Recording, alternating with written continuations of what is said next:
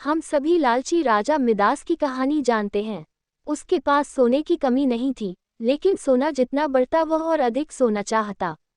उसने सोने को खजाने में जमकर लिया था और हर रोज उसे गिना करता था। एक दिन जब वह सोना गिन रहा था तो एक अजनबी कहीं से आया और बोला, तुम मुझसे ऐसा कोई वरदान मांग सकते हो जो तुम्हें दुनिया में सबसे ज्यादा खुशी दे।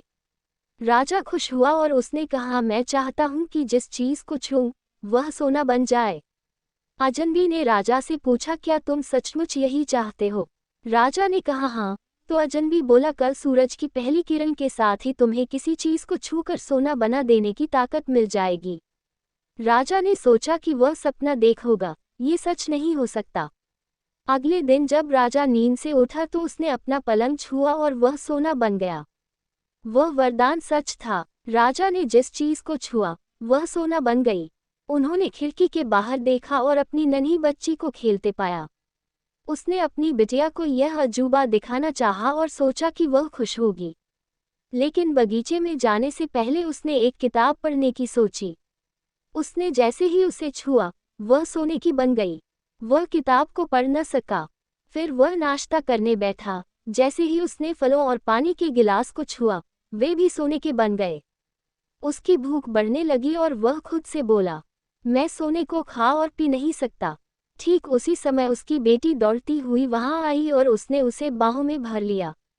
वह सोने की मूर्ति बन गई। अब राजा के चेहरे से खुशी गायब हो गई। राजा सर पकड़कर रोने लगा।